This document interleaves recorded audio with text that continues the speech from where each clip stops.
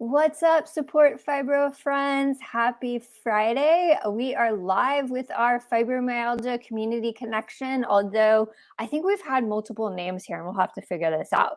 We have a great presentation prepared for you. Brandi has organized a great deck to share your travel tips.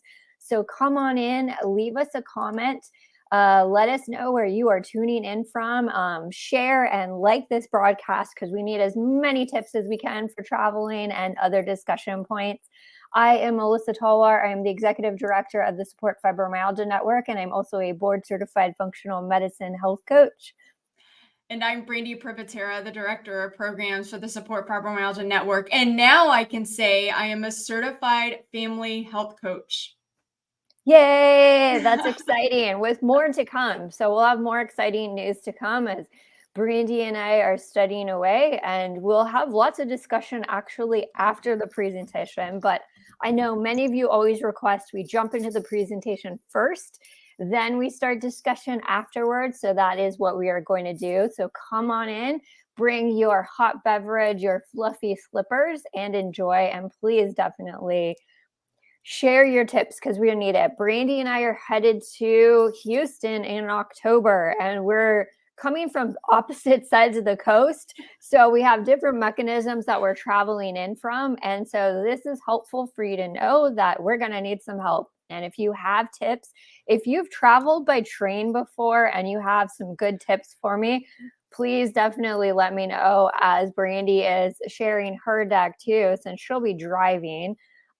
Anything and everything that you come, especially if you've stayed the night on a train, let me know what tips you have. So Brandi, I'm going to let you jump into the presentation and then we'll continue discussing and we'll share comments as they come in and feedback after you present.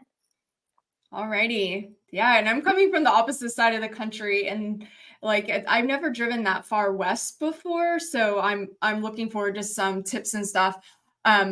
So these are all the tips and tricks that we got from the Inspire Fibromyalgia community as well as our social media platforms. And so what I've done is I've just consolidated all of them into one place. And good and bad news. Good news is that we had so many comments and tips and tricks. Bad news is I couldn't fit all of them into here without worrying about going over time. So that's a good problem to have. These are some of the tips and tricks that we have with traveling with fibromyalgia. Please chime in and put any comments that you have as we move along, so that way we can include them. So let's see, let me click on here and go to the first one. So this is for us taking a flight. So some of the tips were try to get a nonstop flight whenever possible. Pack any necessary medication, supplements, or supportive devices in your carry-on bag. I really liked this one because if you ever get separated from your luggage, you'll be able to have everything on you. I actually watched a documentary recently about how much luggage actually gets lost at the airport, and the chances of the lost luggage being reunited with its owner is slim to none, even though they have a very efficient program to be able to help locate lost luggage. It just doesn't always get back to its owner. So if this happens to you, it's really good for you to be able to have everything that you absolutely need with you on your person while you're on that flight. And a lot of people don't know this either, is to request wheelchair assistance while you're at the airport. Even though, a lot of us have to use wheelchairs, sometimes we don't always think that, we can get that assistance, especially when we're traveling alone. Some of us do have to travel alone at times, and it's good to know this as well. And Melissa, I wanted to ask you about this. You were saying that you can request to board early with your flight too, correct?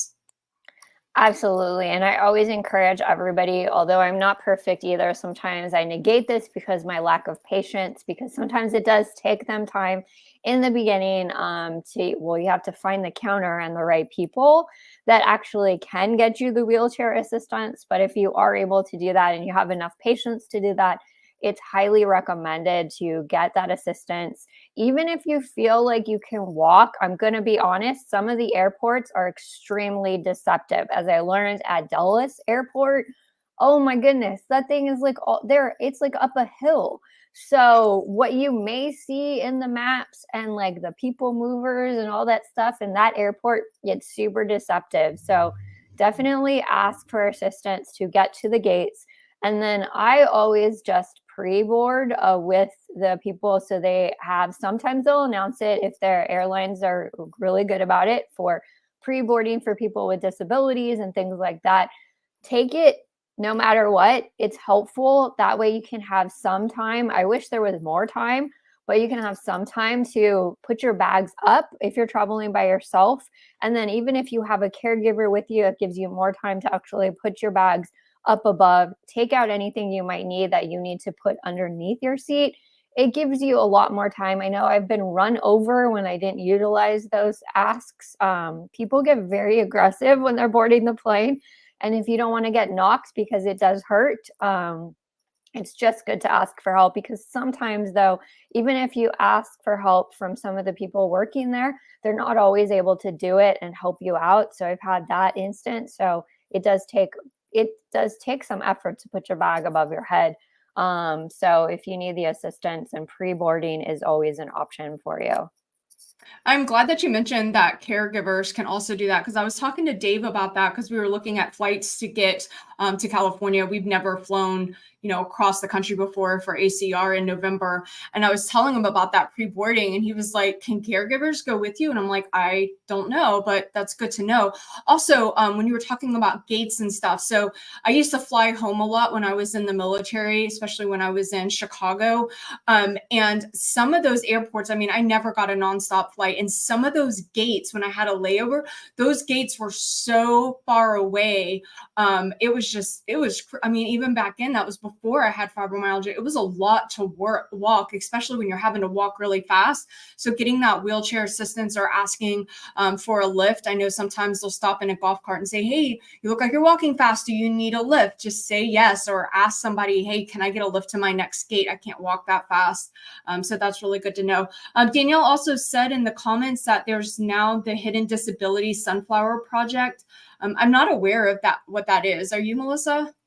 Yeah, I've actually signed Support Fibromyalgia up for it, but I'm going to be honest, because I tried some of it when I had the kit. Not everybody is aware of it who are working at the airport. So I've had experience. They're just like, okay. So really, when you buy your ticket, you can indicate that you need assistance. I always just check that off regardless. And even adding stuff. So when you purchase your ticket, just add it in for assistance, so it's already there. Sometimes your ticket will come with that on it, but I always just go up to the counter and I let them know that I'm going to be pre-boarding. Sometimes they have to print out a special pass for you. Sometimes they don't. I've asked about these projects, and not every airport is aware. Smaller airports especially. Definitely not all people are trained. So again, just advocate for yourself. Please, please. I know it's intimidating. I know even our caregivers may get intimidated because people can look at us very funny, especially if we don't look like we need to pre-board, but do it. It'll save you some energy and time. And like I said, nothing beats getting bumped by people who are really in a hurry to get to their seats, or when they have these big, I've been nailed so many times by people with the big carrier stuff. Like they're just like coming through. I'm like, wait. Or pushing through with families. I know it's a lot. We all have to be patient with each other. But the amount of space you might need, especially if you do hurt immediately after getting hit by someone else, it's just important to get some space between other people and yourself. And it may not seem like it's a big deal, but one of the times I flew up to DC to meet with Melissa for advocacy, I didn't know about that pre-boarding. And so when I got up there and her and I were talking, she was like, oh, get the pre-boarding. And I was so nervous to ask for it. I was like, my palms were sweating. I was shaking all over. I was like, oh my goodness. And I was like, I just got to try it. What the heck? And so I went up and I asked and I said, hey, this is what I was told. And she was like, oh yeah, just let me know. Just, you can sit everywhere anywhere but when we call, and I'll be sure. And I was like, okay. I was still really nervous, and it was like getting up and talking in front of a lot of people. That's how I felt. But once it was over and done with, and I was able to get onto the plane early, it made a huge difference with just being able to get in there and not have to rush and worry, like, where am I sitting, and trying to get it up there, and all. It just made a world of difference. And, it just made it worth asking about that as well. Yeah, I'm glad we're talking about this because you didn't know. Yes, please just ask. If airlines are really good about it, they'll announce pre-boarding, which I actually love. They used to, back in the day, announce names on the pre-board list, which was also helpful because you just jump up. So they have these lists in their database, especially when you buy your ticket, and it indicates assistance. So even after you get to your destination, if you've requested it on your ticket, there will be a wheelchair person waiting there, or should be. I know there's a lot with staffing right now at airports, but they'll be waiting there on the side as you exit and deplane. They used to sometimes have signs, but just ask them and just get the seats. And sometimes it's confusing. It works out, but it doesn't. So I definitely recommend that. I don't know, Danielle, do you know? Well, I have to look. We'll share that resource because it's come up multiple times on what airports. I heard like it was in Dallas airports and some other airports. So it's always good to share these resources too and create more awareness. I always wanted to see if we could wear a shirt. Please just back off. Like, I'm pre-boarding. Hi, Robin. Welcome. Yes, we're sharing some travel tips. So if you have any, even with driving, please definitely let us know. Planes, trains, and automobiles. That's what we're doing today. Some packing essentials that we should take when we're traveling. I love this one, earplugs for all the other noises. This came up when we were talking about a lot of us have sensory sensitivities, and it just can make it a lot worse when you're driving. It seems like when our bodies are stressed out, even if we don't realize it, that all those sensories can just take a bigger toll on us. So I know, like, with driving, and when you're on the airplane, Melissa might have experienced this on the train, all those noises can really compound what you're already feeling, all that anxiety and being overwhelmed with traveling. A neck pillow and eye mask for the flights, long car rides, train rides. I forgot to add train rides. And again, with the medications and the supplements and a labeled pill organizer, and I included with a list of medications. It's good to have that as well. Yes, and veterans can pre-board. Yeah, that was a great point with Crystal, because you usually hear it. They say like pre-boarding and stuff. Anyone that's pre-board, they don't clarify it. But if you read those details, there's certain different people that can pre-board. So just keep that in mind. You're allowed that. And as far as devices, if you do have noise canceling headphones, if you can make an investment, they sure go a long way. As much as possible. For me, they don't completely cancel out the noise, but it is helpful. So anything you can do, or I know sometimes with driving, you can't necessarily do some of those things, but anything with a stimulation, I know there's different ways. Even now they have devices, or I have the foldable thing that I can carry on the plane, which actually mounts the phone. So I'm not constantly looking down with my neck straining too. But I struggle on anything. I can't sleep in the car. I can't sleep on the plane. So we'll see if I can even sleep on the train. I'll let you guys know. Yeah, it's really hard for me to sleep on a plane. I take a book and I just try to read. And now with this earplugs, I carry earplugs around with me in my bag because my niece has sensory sensitivities, to the point where even going in a public restroom, because of the loud hand dryer, the toilets flush without warning, all of that, just creates so much terrifying fear for her. So I just carry them in my purse. So now I'll be able to have them. I can plug them in and be able to read without all those other without all that. And then with the list of medications, I also wanted to highlight that the list of medications also helps. So if you're ever having to go to the ER, I know one of the times we were in DC, and we had one of the advocates have to go to the ER for a tooth infection, and you just can't plan those things. So if you have a list of medications, you don't have to worry about trying to think about it or any of that. You can just have it right there and be able to show them. Yes, label your supplements as I forget to do that. That's a good one, because I tend to combine some of them in the same bottle, so I don't have to carry as many bottles, and I totally forget, is it some of them look alike, and I was like, "Was this the magnesium or was this the digestive enzyme?" So, yes, label your bottles is definitely important, as I have some bottles and I'm still trying to figure out what supplements were actually did I combine, so that is a great point. That is hilarious, Melissa. I can't believe you do that. Like, I would never be able to do that because my memory is so like just sporadic. I wouldn't be able to remember anything. You could always Google it too and be like, what is this supposed to look like? And use the Google lens. Some other packing essentials, a comfortable walking shoes with good support. This is a really good one. You never realize how much walking you're actually going to be doing. Even if you're just sitting in the car, you just don't realize how much a pair of good shoes can make a big difference. Your feet are going to be, carrying all of you. And, there's just a lot of pressure that goes on it. So you want them to be as comfortable as you can. It can make a huge difference. Using a scarf or hoodie to protect from air drafts, smells, and other triggers. Melissa, share about how it is for you with the fumes on the plane. This would be a really good one for you.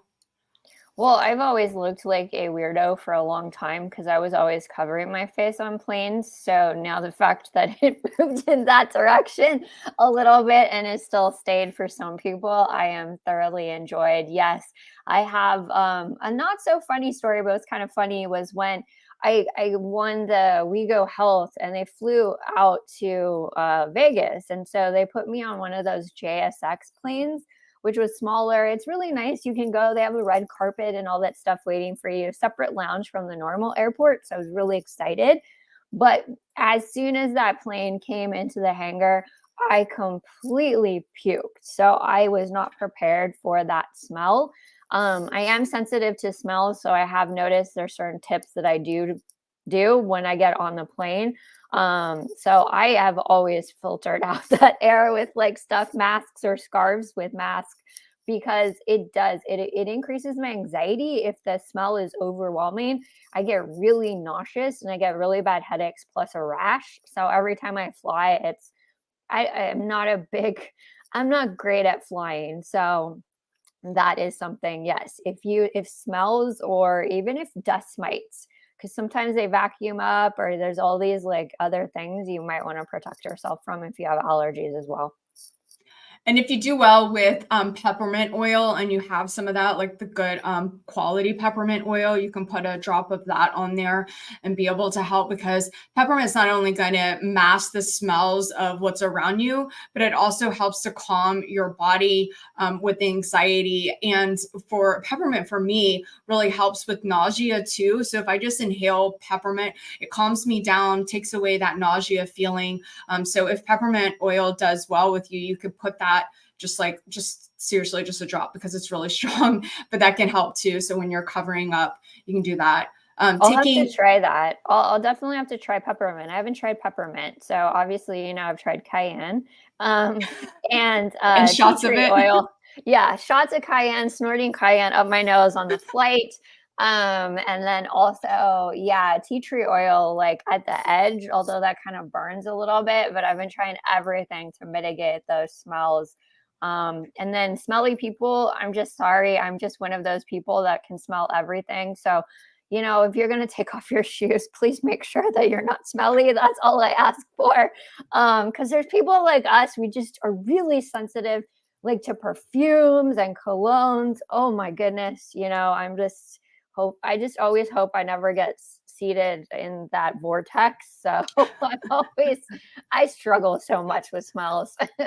Oh, I do too. And it seems like over the years, they've just gotten stronger to the point where if I'm outside, I can smell someone like using their dryer inside their house because of the fabric sheets. I don't even use those fabric sheets because they give me such a headache. Yesterday, we went out to lunch while we were doing something and I asked to be seated outside, even though I was sweating profusely inside the restaurant. It was such a closed in cafe that there was just a lot of smells like perfumes and there's just so much going on. I was like, I can't do this. And my husband was like, it is so hot outside. I was like, I'd rather suffer the heat than be inside and trigger a headache. And we were already having to drive a long ways. It just can cascades so many other issues.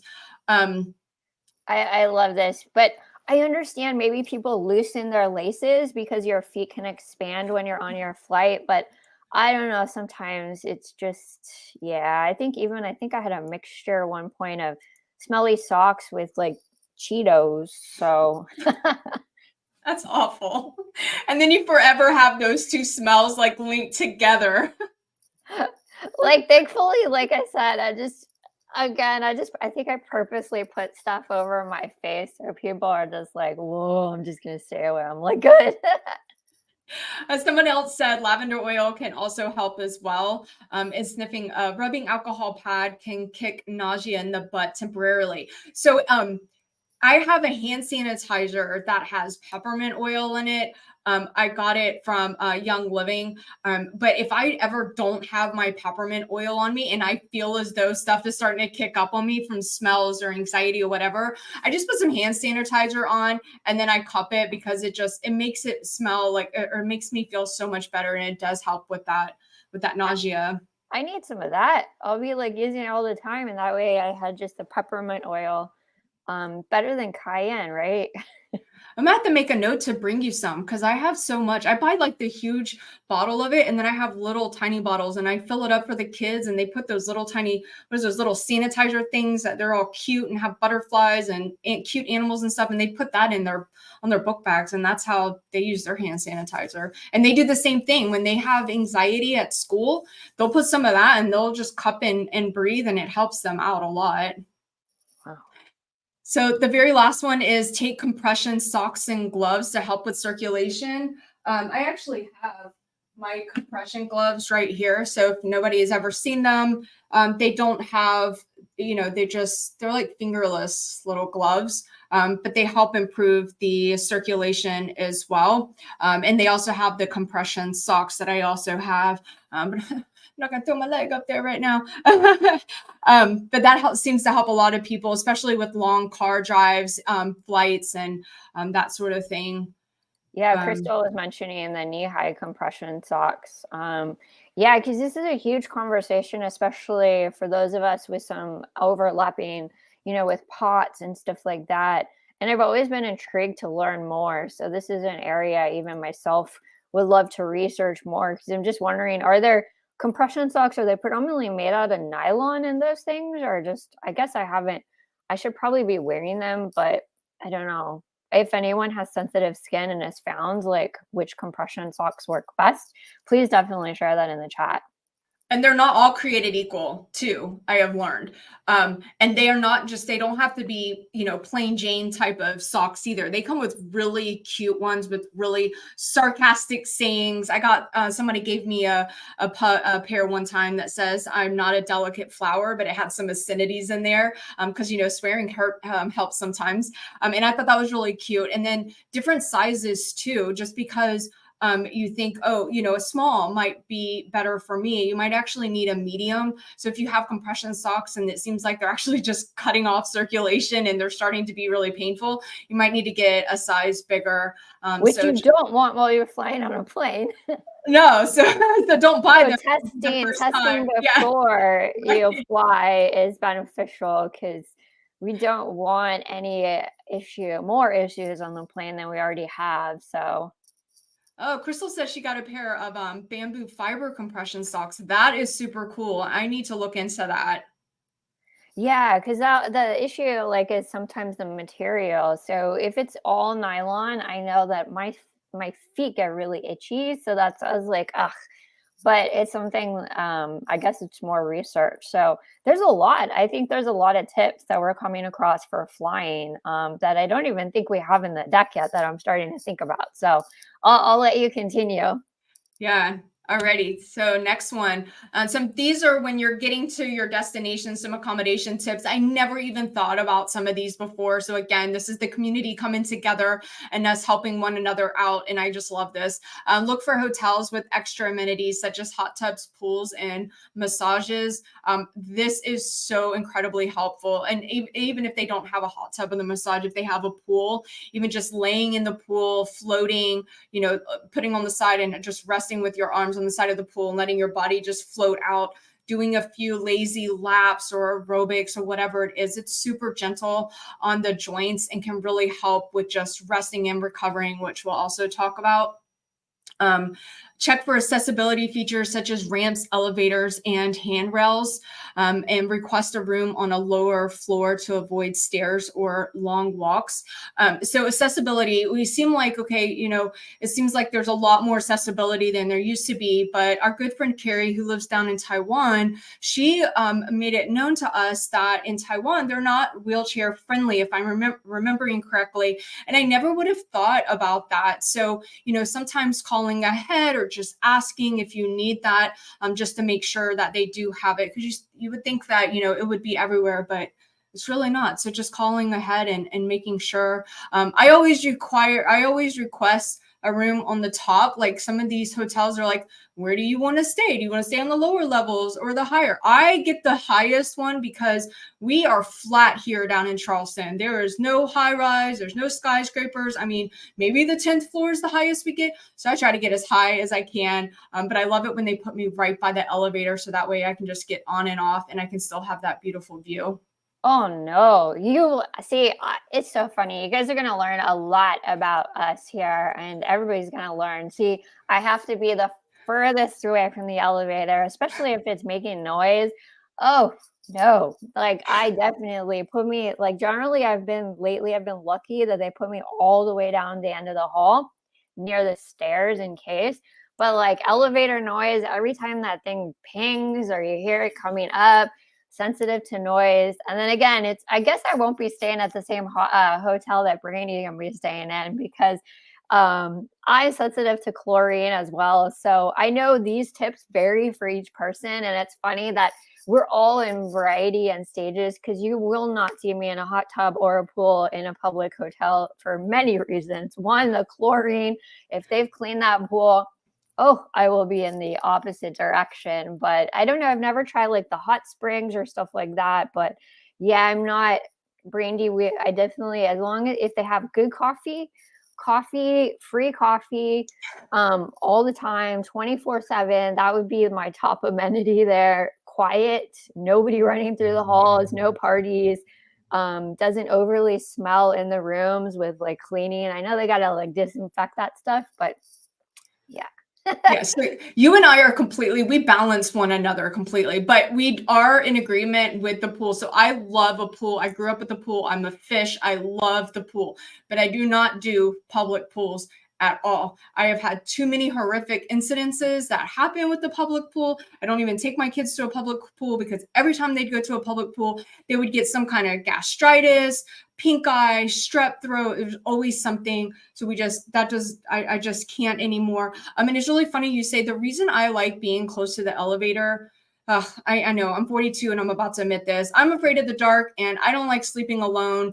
It just, my mind plays tricks on me. So I can hear the elevator a lot, especially when we were in Bethesda. I heard the elevator a lot because my room was right there. But for me, it brought a lot of comfort because, I slept with the blinds open, the curtains open, everything. So that way it let in all the street light, which normally I like it dark. And I like to have no noise, but being in a foreign place, like just a new place with, being by myself, I was like, I need light and I need noise. So it was perfect. Brandi and I won't be sharing a room anytime close to the future because I cut out all light in the hotel rooms and all sounds. I even used to carry the tape where you cover up any light and stuff a hotel towel under the door to cut out any. I use the hotel hanger, the ones with the clip when they have curtains to cut out, because even that little bitty light peeking through. No. So no, well, even noise, the way, no dark, nothing. Think about the way we enter a hotel room, Melissa. Like when we go into a hotel together, Melissa will like just barrel into the room and she's like going to check and everything. And I'm like putting stuff down and like sitting down. And she's like, no, we have to check. And here's some Lysol and here's this and here's that. I wipe it down. This was pre-pandemic too, people. Like I check the bed because I'm not going to make myself comfortable if the room needs to be changed. I'm checking the bed. I check the air conditioning. I pull up the filter because of mold issues. I'm checking around looking to see, okay. And I mean, obviously I try not to be overly picky. I may be stuck in that room. But there's been certain circumstances where it's just like, I'm not going to get comfortable until I have confirmed that this room is okay, because I have had problems, water isn't coming out of the faucet or the breaking, so I can't take a shower. Making sure I have what I need to have, especially that clean bed. So, because there's been instances where the bed has not been spotless. So so I'm not putting my stuff down till like I've confirmed that I'm going to stay in that room. And it doesn't matter what hotel brand we were at. This is what she does. Like the first time I was just like, what are you doing? Because it was very just like, I've been in lots of hotels. Like we traveled a lot when I was younger. So I was just like, what are you doing? And she did it. And now it's come to the point where she just goes in and I just like sit down and I wait for her to do her thing. And I'm like, everything good? She's like, yeah, everything's good. I'm like, all right, so I can get comfortable now. It's just, we really balance each other. And that's what I love about our community. Crystal said that she's going to send me a travel buddy bear. That would be great, because I really don't like being by myself. I get so lonely. I really do. I'm like calling my kids, calling my husband. I don't like being alone. Well, if I'm at the hotel, you're not exactly alone. You're just in the room, right? Well, yeah, but you go back to your room and then I'm just there by myself. And I usually don't sleep with the TV on, but sometimes I'll put the TV on just to give me some kind of comfort until like 5 o'clock in the morning. And then I'm like, okay, so I close the blinds and curtain. I turn off the TV at that point. I'm so weird. Well, there are people that like to sleep with the TV on, so. Yeah, my husband. Yeah, I don't like sleeping with the TV on. Some other transportation tips: choose a mode of transportation that is most comfortable for you. So sometimes it might seem like it'd be better to be on a flight. So like coming up to Houston, it's probably better if I took a flight. I could probably get there a lot quicker.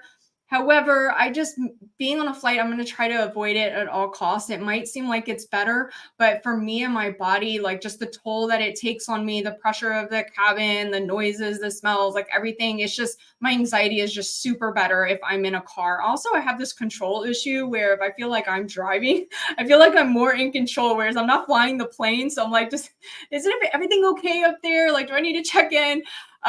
So just choose what is more comfortable for you. Melissa, what do you prefer out of the trains, planes, and cars?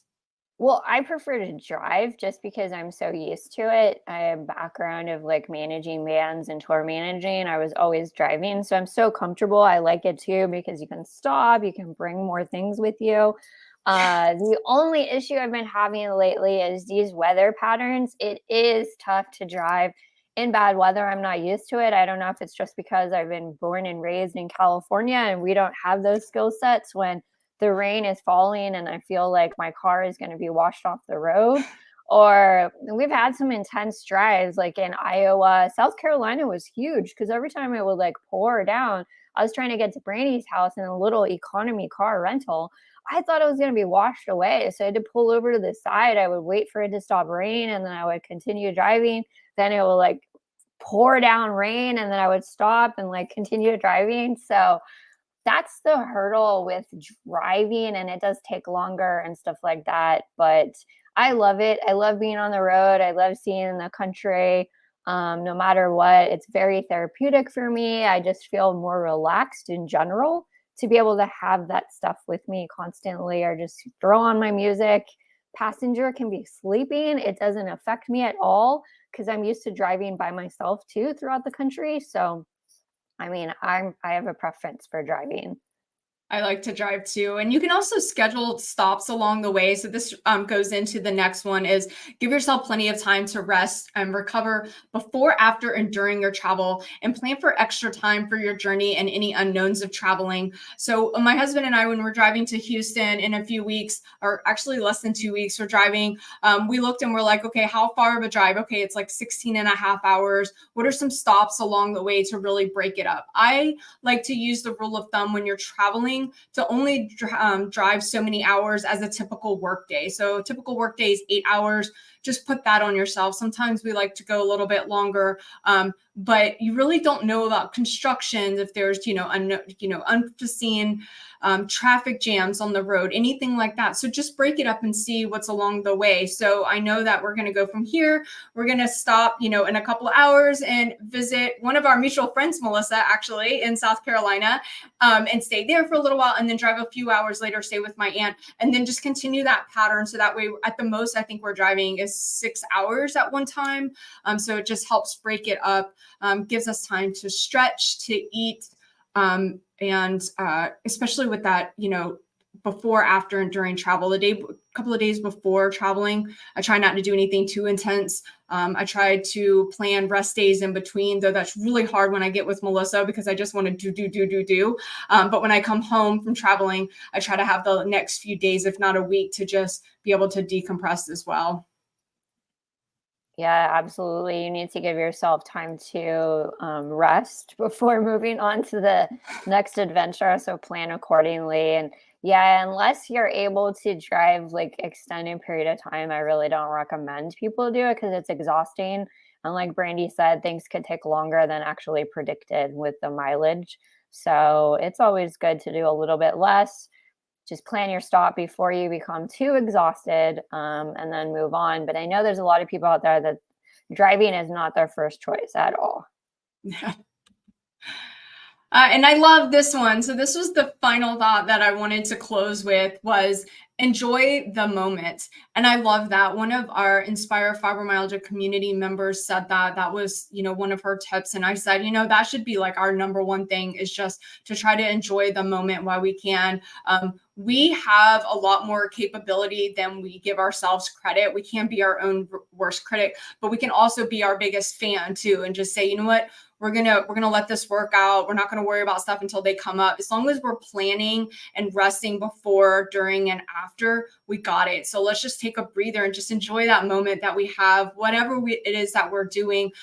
Even if we know we're not able to do something and we have a flare like in the middle of traveling or whatever, just be like, okay, let's just take a breather. Let's stop. Let's just enjoy our moment around us. Have some meditation if you want, some visualization exercises, whatever it is. Just try to really enjoy the moment, and that's going to help you enjoy the traveling overall. Yeah, I mean, there's a lot of challenges for us. And I mean, it's hard to figure out what to be prepared for and, really enjoy the moments in time while you're getting to your destination. I think many of us might enjoy it once we're there, but this travel period in between can be super challenging. And I know, like I said, if anyone has train tips about staying overnight on the train, I would love to hear them. For me, it felt like nice on the train up till a certain point on my last train trip till it derailed. But it was very scenic. I love just sitting there looking out the window. It was really nice until that point. So I was doing okay because you could get up, walk around. It was a little bit more room. So it was quite pleasant, but I'm going to see how I do. I'm taking the train into Houston. So we'll see. It'll be overnight. I did have a question, Brandi, if anyone out there, because we didn't include it in the plane. Is these TSA pre-checks clear? Like anything to get you through that? Is it helpful? Have you noticed it to be helpful to register for those things when you're flying? Does it help at all get you more access with disability? There's all kinds of tips too that I watch with people traveling, even in airports. There's certain lounges that you can go to even as you're waiting. And sometimes it's paid time. Although we did learn that in New York too, New York City, if you're ever in the JetBlue terminal or you go to the JetBlue terminal, they have a hotel over there, a TWA hotel, but you can just go and actually you can go and hang out in the hotel area. They have food there and stuff like that. But other things too, Brandi, like spending time at the airport. If you do have layovers, do people prefer a longer layover? I do not recommend short layovers, which is generally what people talk about too. You don't want to be running to your next gate because generally flights are late. So give yourself enough time. I know it's a pain sometimes if you have a little bit longer layover, but I definitely share tips on what you do because I try to give myself enough time to actually eat. So I can eat, digest my food, use the restroom before boarding planes. anything like that, and try to just enjoy my meals at the airport and plan ahead. I know sometimes we can't eat some of the food, so if you bring it, I do carry avocados, even though TSA stops me all the time. But like food, how do you find food? I really like that there's a lot more options in the airport. So, I mean, there's so much to this, Brandi, that as we move forward, please continue to share tips, because we probably just need a separate video on each travel method, and we haven't even talked about bus yet. So if anyone has tips on that, please let us know, because these are transportation means of us, like, on how we get around. So, and I'm so sorry for the dog barking. I'm like trying to message my husband, like, please get the dog. She barks at everything. There was just one more slide that I wanted to share with everyone, and this is to join us on Inspire. We do have the fibromyalgia. We're partnering to do the fibromyalgia community over there. It is free to join. You can post anonymously if you would like. And there are other groups, you know, like there's chronic pain, POTS, there's all kinds of other different communities that you can join as well. And there's our link. Just type it in when we get done with the show and come over there and say hello to us. You can friend people. So friend Melissa and me, and just, you know, engage with the community. It's really active and engaging. I love it. It's very supportive. yeah, definitely join us over there at Inspire. And I see Danielle also posted, it makes it much faster. Yeah, that taking off the shoes through TSA. So the fact that you don't have to do that with that pre is maybe worthwhile. It just seems like it's cumbersome to get access, to get covered for that. And I know there's other restrictions coming up with these real IDs and stuff that we have to do for traveling. But taking off your shoes through TSA is definitely trying to plan ahead. I know for me, what I do is I go to the airport with slip-on shoes, or like those foldable pocket shoes. I just got them on Amazon, because I know again, if you haven't noticed, I tend to like to clean germs off. And then I'll put them away in a area of my backpack that's separate. So those, and then I slip on my tennis shoes to go through the airport. But I'm always trying to make it easier so I can just flip those shoes off, and they're foldable. So they come in that little carrying case. You just buy them cheap off of Amazon and stuff like that. I also use them through the hotels if I quickly have to go down for breakfast. So anything like that to make it easier, because yeah, taking off your shoes, all that whole process there of lifting, putting stuff in a bin, all of that. Yeah, it takes a lot. It takes a toll. But if you use the wheelchair services and stuff, they tend to wheel you through, not always. So nothing is ever guaranteed with that, but you can avoid taking off your shoes when it comes to that as well. So that would be awesome. And if you have any tips for traveling with kids, that would be really awesome too. I forgot that I have an actual blog post about traveling with kids and fibromyalgia on Being Fibromom. So if you have any more that you would like to share, that'd be awesome. yeah, no matter going through that. Yes, kids, traveling with kids, definitely post and share. I don't know how anybody does it with little ones or just kids in general. So that takes an incredible, I can't even manage myself. And when Michael's traveling with me, he sees like some of these last trips have been really, really tough. So had I had other travel companions with me, oh my goodness, I think I would have been very overwhelmed. So any tips you can share with other family members is helpful. Also with, with any of the animals that you travel with too. So just let us know how that is. I think sometimes I see these pictures, the support animals, like the dogs next to the owner. And I'm like, sometimes I'm like, oh, that's so cute. I think I'd rather be seated next to them.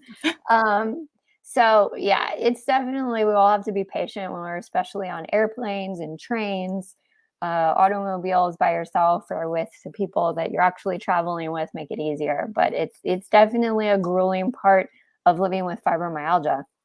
Yeah. Okay. One last thing before. So this was our last slide, but one last thing I wish I would have known. So when my son was 3 months old, he was a big baby. He was a big baby.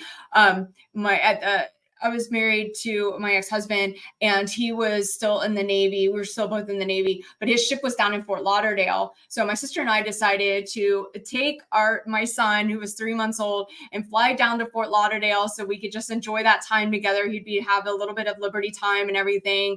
What I didn't know is that you can have a stroller, like one of those little $5 pop-up strollers. You can have one of those through the whole entire airport, all the way up until right before you board on the plane. So they already took your ticket. You can still have it until you get on the plane. Right before you set foot on the plane, you can take the baby out. You can give them the stroller. They'll put it right there under the belly. And then when you get off the plane, they can hand it to you. I did not know that. So I ended up carrying my really heavy baby through the entire airport, from layover to layover, gate to gate, on the plane, waiting for the car rental and everything. My sister and I were taking turns. My arms were killing me. And this is when I just had an onset of fibromyalgia symptoms. The pain was unbearable. I didn't really get to enjoy my time in Fort Lauderdale because I just had to carry him so much. Afterwards, somebody had said, hey, did you know you could take a stroller and you can have, and I'm like, I wish I would have known that. So there's a tip for you. You can take the stroller and they can pack it under the belly right before you get on the plane. That's actually a really great information, because I know you can book stuff at the gate. So that's stuff to remember. And I know TSA also, for everybody's knowledge, they have on the website like things that you can pack and things you can carry on. It's quite hilarious. They have a lot of different items you wouldn't expect on what you can actually pack and book in your suitcase, like whether you book it or you can actually carry it on. So they definitely have a long list, and some are very interesting items that people may have traveled with. I definitely was taking a look at what coffee makers you could do with that. So there's different things there with blenders, coffee makers. So keep a lookout for that, especially if you're traveling for a long period of time and you have to fly. So I know it can be costly to book a bag, but if you need certain items, it might be something to take a look at. And then I don't know if I should click stop sharing. What will happen? I don't know. Let me remove it, because I There know we go. we have some updates for everyone too. This is definitely, September is Pain Awareness Month. It's Suicide Prevention Month. So we have been sharing a lot of content from there, from other community members. We've been sharing with people like different items too, for people that have really volunteered with the organization. I know some of you have gotten packages from, I love this organization, to Write Love on Our Arms. So they just have good messaging for their, just always love the stuff they do. So definitely please know that you're not alone. It's kind of strange how we have both September, like pain awareness and suicide prevention in the same month. Eventually we'll probably think of a good campaign because of all that goes on with our community as well. We are, again, as we mentioned, we're headed to Houston. And the reason we're headed to Houston is for the Fibromyalgia Healthcare Professionals Conference with Texas Center for Lifestyle Medicine. We have links to the website. They have made some special provisions. There is a new way to watch the live stream. So there's a new donation funnel for that for general public. So if you're interested in watching the live stream in Central Time, we wish we could accommodate everybody, but this is something just to do, that you can purchase a ticket just to watch the live stream.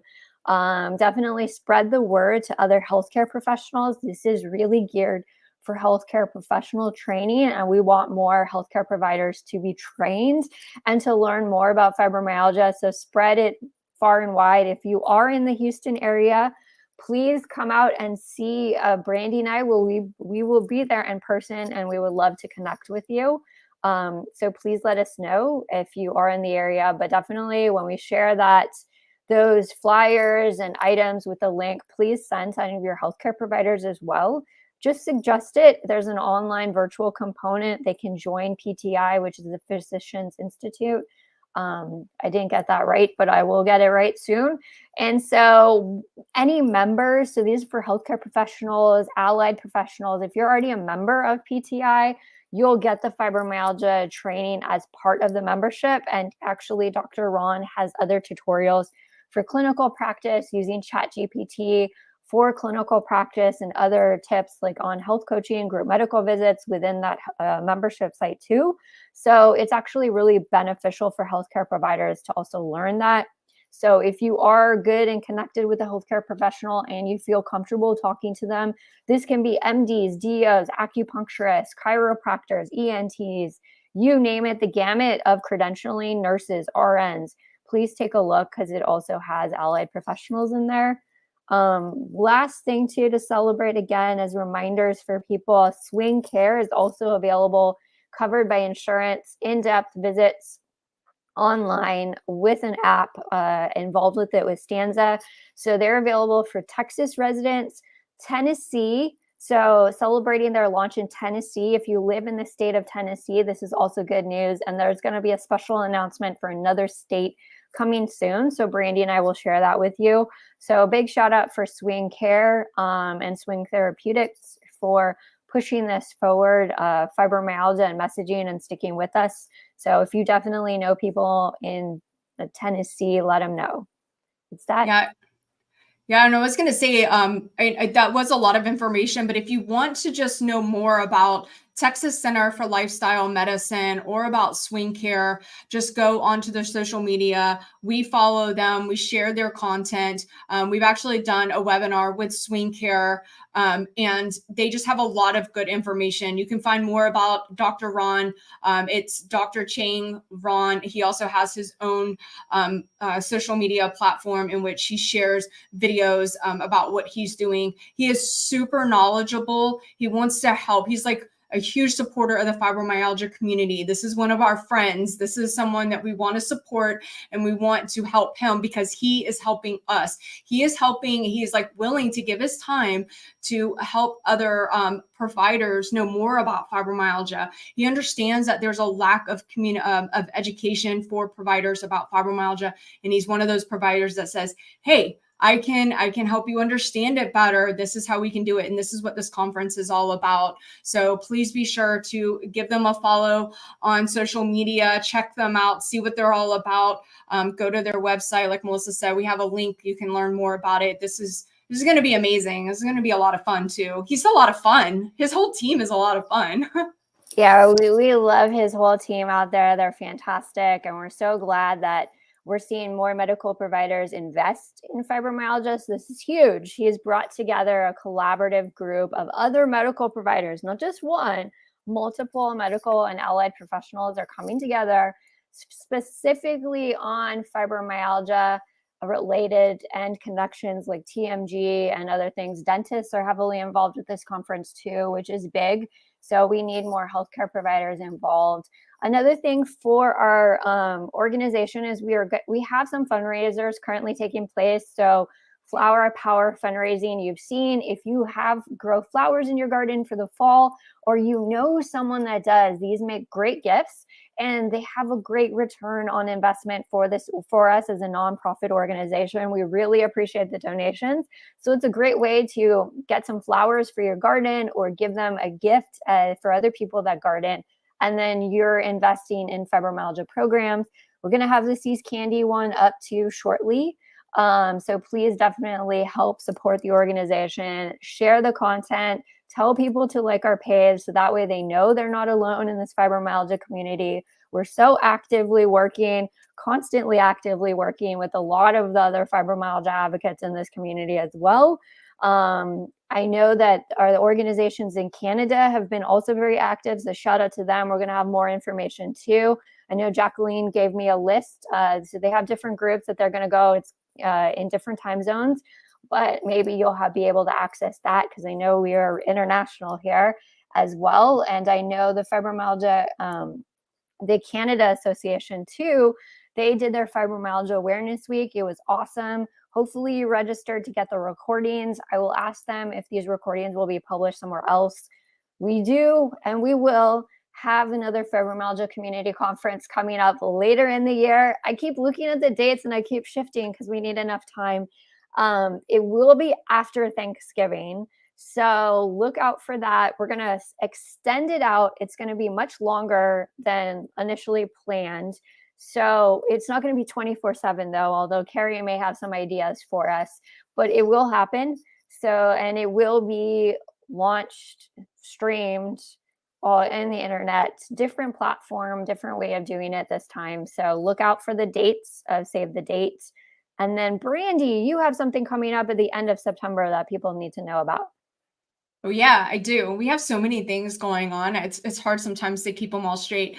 So on September 27th, which is a Wednesday at 1 p.m. Eastern time, I'm going to have a webinar that's all about navigating some of the challenges that we have in the school year. I know that when we get off to the school year and we get off to a good start, we're like, yeah, this is going to go great and we're doing amazing. And then after, well, for me anyway, after the first week, we kind of lose that steam already. And we're like, wow, this is a lot of stuff. It's a lot to be able to manage our symptoms effectively, as well as be involved in our school. And when we're not involved with the school year with our kids, we have this guilt. So how can we overcome those challenges and successfully navigate all of that? So I'm going to be talking about all of that, like maintaining a healthy family dynamic, getting support at the school, how we can be able to maintain that self-care while being able in the school year. So we're going to have lots of information on there. And you can already register. It's going to be through Zoom. It's free workshop with Brandi. And I'm so excited she's hosting this because it's also reminded me that we may need some other workshops on navigating school for different age groups. So I love this different family aspects, but as someone that had to survive college with fibromyalgia, I know that some of you may be surviving school and college level, trying to live with a chronic illness condition. So I have a lot of information for you to share more than ever. So I think keeping up with these workshops will be fantastic. And if anyone wants to see other workshop ideas as we also build up to more group coaching, we're going to be talking about a lot of more group health coaching, but we're going to do some more workshop styles as we go through the rest of the year. I'm talking about various different things to bring in. But if you guys if you do have questions or have topics that you want to hear about, like traveling, then please continue to let us know. Hi, Robert. So good to see you. And thank you for watching from the UK. We definitely love hearing from all the people internationally to see how we can support you and the resources moving forward as a whole fibromyalgia community working together. Yeah, it's been really great. I know that when I've gone through my family certification program, they have like so many webinars, and our instructors tell us we get those webinars from the students. And I love that they have that, because that's what we say in Support Fibromyalgia. If you want to know more about a topic, there's so many topics that we can tackle, but we want to hear from you. What do you want to know about? And it doesn't say that we know how to do all this. This is a learning curve for all of us, learning how to navigate all these issues that are going on. And so we can do it together. So let us know what you want to know more about. And I would like to do this. And we're already talking about another craft, because the last craft we had last weekend. Thank you, Lupus Spoons. That was fun. So thank you, Lupus Spoons, for having us collaborate and join all your wonderful friends over there. Shout out to everyone in person in Chicago and online with us. Yeah, Brandi, you did a tremendous job with that. Yeah, so I have my flower right here. I know you can't really see it, and it fell and shatter. I think my cat was in here pawing at it and it fell. So I have to get it, and I'm going to move it in the back so that way when I do these videos, we can see it, because it was a lot of fun. And we talked, and it wasn't just about doing a craft. It was why this was important for us living with fibromyalgia, chronic pain, and lupus, just focusing on the positive to help better manage our symptoms. And it was so empowering, and being able to meet everyone. And we already met someone that's in San Diego that we were like, hey, while we're over there, we have to meet up with you in person. So again, just the community coming together and supporting one another. It's all about collaboration. We can't do it alone. We have to do it with one another, and just leaning into one another for that support. Well, having fun. I mean, this is such a defeating illness to like navigate through on a daily basis. Like, you can feel really defeated, even as advocates. I definitely feel defeated a lot of the time. So I think if we can all come together and enjoy company, and maybe just not have to think about that, but we know that we're all in this together. And this is why some of these, like doing a craft together, painting together, hanging out together. I know Brandi likes games and online games to bring that forward as well. So anything like that, just feel free to mention it too on what we can do and work together. Virtual has been fantastic because it connects us with so many wonderful people. If you do need some assistance with that, if you want to join us online, but you're not really sure how to navigate anything like Zoom or some of these online portals, please let us know. I think a lot of our stuff is mostly through Zoom. I'd be more than happy to help as tech support. So feel free to let us know if you're finding Zoom intimidating and you've been avoiding it. And so that's been keeping you from joining support groups or workshops. Definitely let us know. Please, please let me know. I'm so happy to teach people on tech accessibility. It's one of my passions. So reach out and ask for sure. And Brandi, you'll be traveling to San Diego too. Yeah, I'm not looking forward to that long plane ride, but I am looking forward to being in California. I wanted to go to California since I was 14. And so like, I'm like, I am super stoked about it. Like, it's just been a dream of mine, and it has nothing to do with Hollywood, nothing to do with that. It's just the fact that it's at the opposite side of the country. And I've just heard about nothing but great things about, you know, the weather and the beauty of it. And a lot of the books that I love is based in California. So I just want to go and just involve, like, what is it, submerge myself in everything and just see the beauty of it. And that's why I'm looking forward to driving to Texas. I've never been that far west before, and I heard the landscape is amazing, so I'm looking forward to it. Oh, it definitely is in certain parts. I don't think I've ever come from that direction. So I would love to be on the road with you when you do that, because I'm so love the country, love the food. You got to stop and enjoy the food as you can. That's something I definitely splurged on, is the food around the country. I love supporting small businesses and unique places. I was very inspired by some of those Food Network travel shows, but San Diego is beautiful. You're going to love visiting it. Let's just make sure you have some good weather when you arrive in November. Should be definitely, hopefully, possible with that. So I'm excited that we'll be at the American College of Rheumatology together. If you are going to that, I know there's some patient advocates that speak and are involved with that. Please definitely come and visit our booth. We have a booth there. And then we're just going to be engaging a lot with rheumatologists. I know we'll have fibromyalgia written on our booth, so we'll encourage them to come and visit despite, because we are filling in the gap. We know that there's an elephant in the room to address with fibromyalgia, but this is encouraging. We definitely need to be speaking with our medical providers more often. So we're excited about this opportunity. Yes, absolutely. Well, thank you, everyone. Oh, did I miss anything? I was going to say it's pizza time. I usually get pizza after our live shows. Man, so for everyone out there, I'm having to study my little tail off, and I need my brain. So I think at the end of December, if anybody is around in this area, I'm going to have a major pizza party, and that's all I'm going to do all day long. But for now, I got to keep my brain going. If you follow me on Instagram, I'm going to be sharing some of my biohacking stuff as I'm testing new supplements. I'm a big fan of glutathione, which I've been thinking of doing an interview or a video series about and understanding glutathione. The liposomal form really helps me, but I'm testing I just got this new, it's topical, and it's supposed to have a really cool delivery system. So I just watched a video on it. I haven't done too much of the IV. I was looking at nasal, but I'm going to be testing a lot of stuff. I also had this keto before. I have a lot of supplements I rebought so my brain can work, because I have to survive taking all these courses. I got a lot of courses on my plate, Brandi. So I got to take these finals and I got to do well. At least you have quiet. We have quiet. Like, I'm like, Melissa's like text me the other day and she's like, how many hours a week are you having to do your master's training? And I'm like, oh, 10 to 12 hours. And I'm like, wow, that doesn't sound like a lot. But then when you add on everything else, and then the kids and house duties, I'm like, and my office is right here next to the front door, and they don't care if the door shuts or not. It's like so many interruptions. I'm like, I need a she shed in the back corner of my yard. And Melissa's like, get some Wi-Fi in a bathroom. I'm like, yeah, because they're not gonna walk that far, and it's outside. Yeah, that's what I need, because it's constant interruptions. Well, that's a whole other video too, is for anyone out there that's gone to school and had kids, and just worked, like, how do you manage working or going to school or working or going to school with kids living with a chronic illness condition?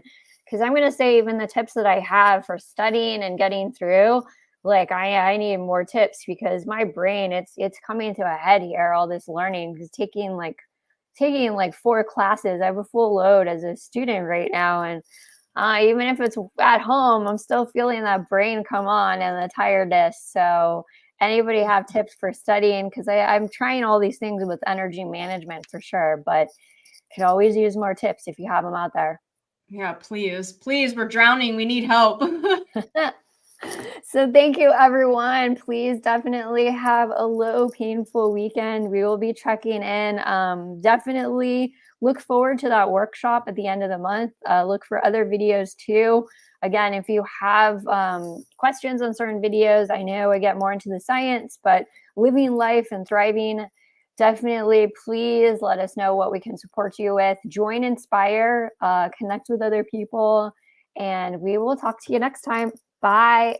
Bye.